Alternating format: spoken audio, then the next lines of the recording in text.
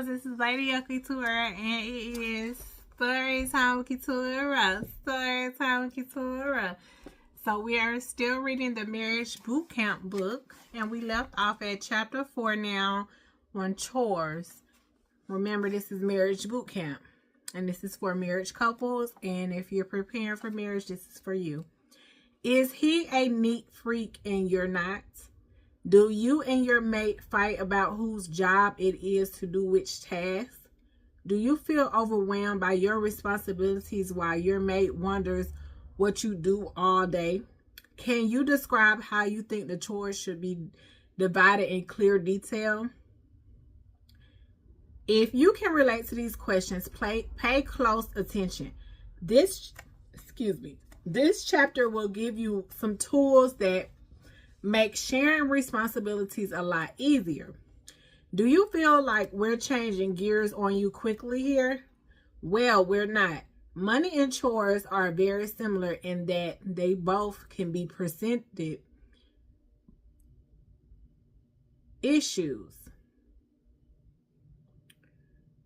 rather than core issues when couples are fighting, whether bickering about credit card debt or who last did the dishes. Now that's one thing you're not supposed to do, right? In the marriage. Don't argue about no credit card debt, and you don't argue about who last did the dishes. Like, whatever needs to get done, just get it done, right? But no arguing is what I'm saying in the marriage about things like this. The truth is that couples are usually fighting about something else. In chapter 3, we talked about identifying the issue below the issue. In this chapter, we will be doing the same. Are you surprised that doing chores is one of the top 10 issues that couples fight about? I am. You see, if a couple can't work together to make their household run smoothly, it affects each other aspect of their relationship. A woman with a to-do list 10 miles long isn't going to be focusing much on her husband. Likewise, the husband who just got yelled at for not doing things on his honey-do list probably isn't interested in giving his mate the time and attention she needs in order to have a fulfilled marriage. As we said with conflicts about money, chores may not actually be the real issue, but a concrete representation of some deeper issues the couple is struggling with. When you're able to create a reasonable and specific list of household and responsibilities and chores and split them, peace can reign in the land. When one half of a couple feels put upon, overwhelmed, and unappreciated, this is more than just an issue of time and task management. It is the issue of the heart. Let's first take a look at some interesting research. According to Pew Research, chores rank in the top 3 factors of what constituted a successful or unsuccessful marriage. The CLR Chore Wars report looked at how opposite sexes clean. Not surprisingly, sharing household duties meant different things to men and women. In fact, 69% of women felt they did most of the work around the house, while 53% of the men disagreed, feeling they worked just as hard as the woman when it came to cleaning up. The survey also found that arguing over chores was extremely common. Out of 5 Americans admitted to arguing about housework on a monthly basis, says Dr. Roby, a relationships expert who participated in the Chore Wars study. And while most women worked outside the home, they're still doing most of the household chores. According to Sherry, I don't know how to say her last name, a marital advice expert from About.com. This may sound harmless. However, those who felt overburdened by household chores and felt like they did the most, if not all, of the housework showed a greater level of built-up resentment toward their partners over time. And the couples who felt chores were more equally felt happier toward their partners and happier about their marriages in general. Exactly. It's all about helping each other out however you can, to avoid arguments, to avoid problems in a marriage, because we don't want that. Part of the problem is that there simply have not been clear models of what a dual income, well-managed household looks like. Most married couples today grew up in a family in which their mothers did more housework than their fathers. I did, because my dad, when he was living, my dad, he worked all the majority of the time. So, and my mom worked as well, but she did show us, show me, when to cook and how to cook and clean and do certain stuff. So it's just natural to me. So I know this is not going to be a problem in my marriage. Okay, so typically mothers took care of the children in the house and did all the shopping, cooking, and cleaning, while dads mostly did handyman chores such as unclogging drains, mowing the lawn, changing the oil, cleaning out the gutters, and only on the weekends. Whether or not that's how you grew up, it certainly isn't how things work in the world today, and while it may not be working for you as a couple. Okay, so household responsibilities have to be set aside.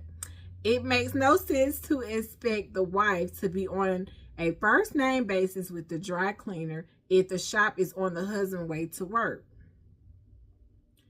And if he's better in the kitchen than she is, why shouldn't he be the primary chef in the house? Or at least help her, teach her what he knows. Teach her how to cook, so then she can be a better cook as well, like he is. Now, you might assume the solution to arguments about chores is to simply balance out the labor, because there's so many YouTube channels out here. There's so many videos, cooking videos on TikTok, or you can go to the library, get cooking books. So it's not no excuse. Don't use that excuse and saying, okay, well, I don't know how to cook, so I'm not going to try to learn how to cook, or I'm not going to cook in my marriage. Like, oh, he going to have to figure out how he going to eat.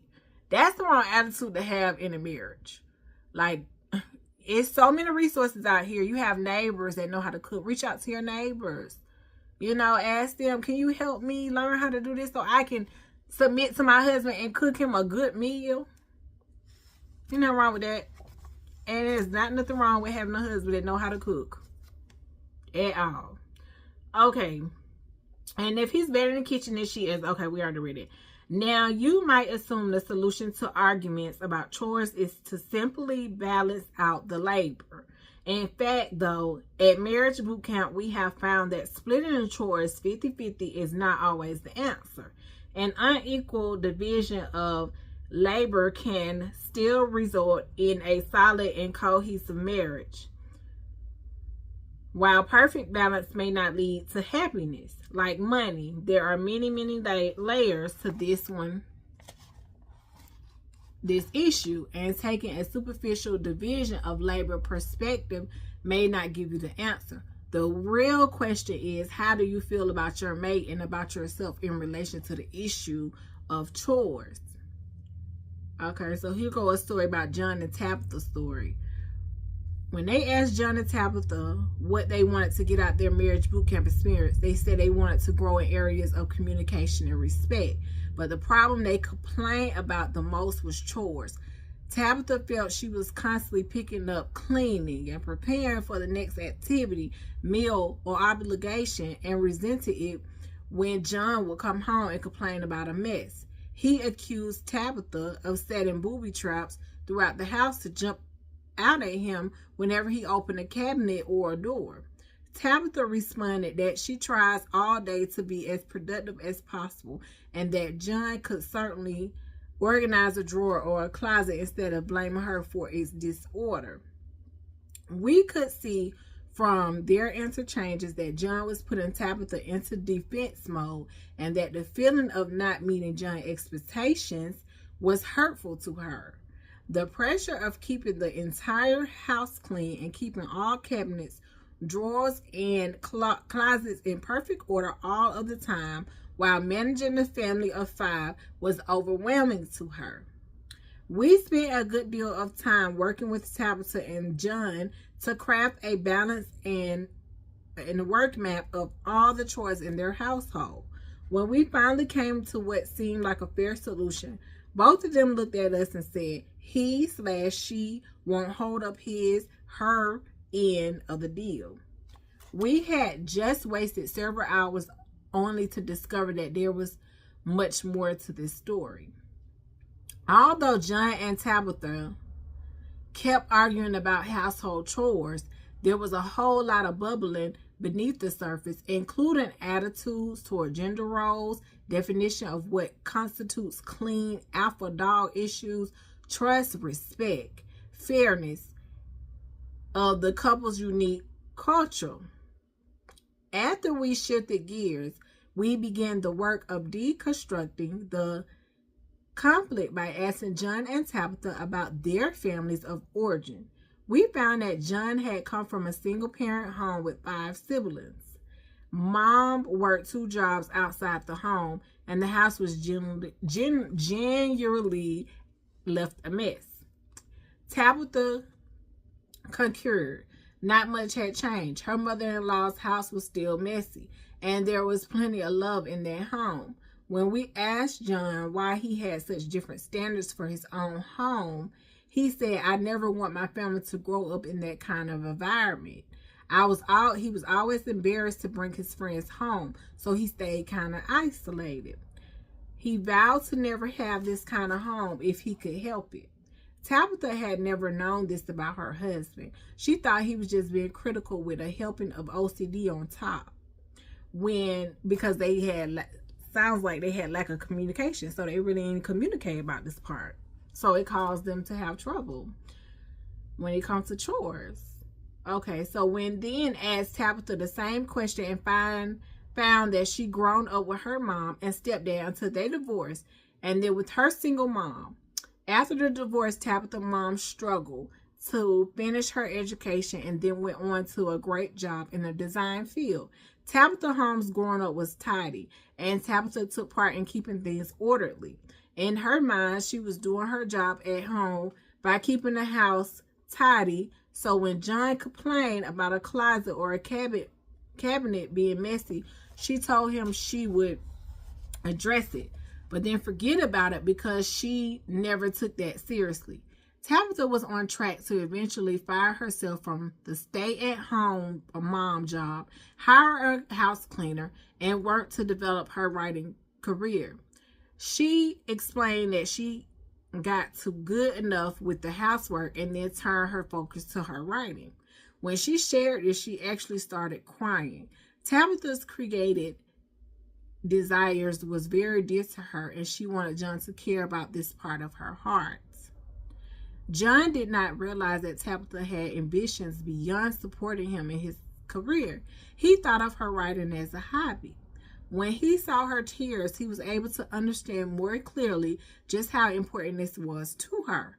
When Tabitha and John got married, Tabitha was very supportive of John's dreams and wanted to start a family, so she kept her dreams on the back burner until now.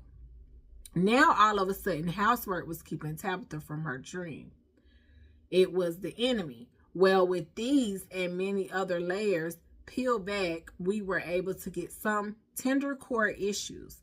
John's anxious reaction to his perception of a messy house and the fear that it brought up in his and Tabitha's private ambitions.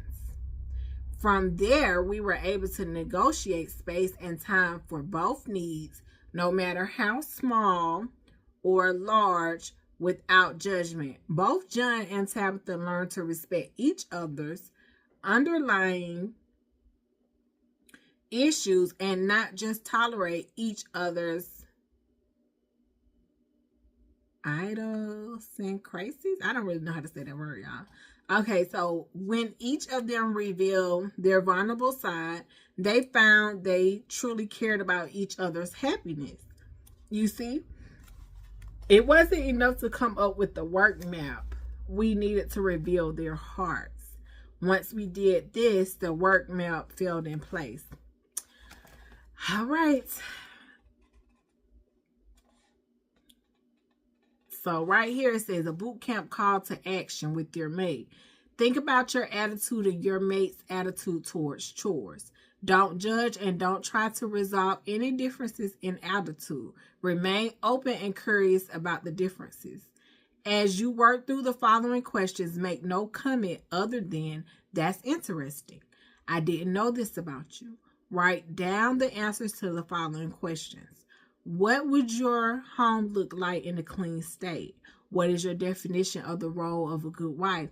So this is good to prepare men and women for, as you're preparing for marriage. Like if you know that you're a messy person or you're a filthy person, this is something that you need to work on before you get in your marriage so that you become a clean person and you won't have that problem.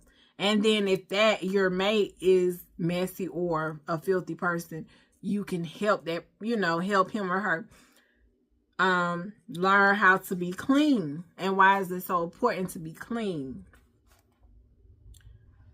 Because being unclean, that causes so many unclean spirits, really, that is not of God. And then it just causes problems in your marriage. And you don't want an unclean marriage. You want a clean marriage. What is your definition of the role of a good wife / husband?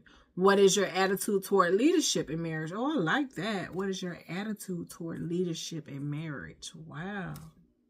Should it be shared, husband-led, wife-led, or vary depending on the situation? What percentage of the household work should each party contribute?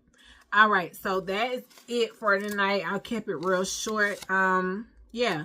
So we'll get back to this on page 96, maybe tomorrow. I hope you all enjoyed that short story for tonight. And I hope you all learned that, learn some lessons about how to deal with chores when it comes between your husband and your wife. And don't let that be an argument in your marriage. Even if you have to create some type of map, come to conclusion, who's going to do what. At least y'all discussed it, talked about it, communicated about it, so it won't be no problems. All right, be encouraged. I love you all. And hey, next time it'll be Story Time with Keturah. So make sure you follow me, you subscribe to my channel, and you tell somebody about my Story Time channel. Yeah. All right, love y'all.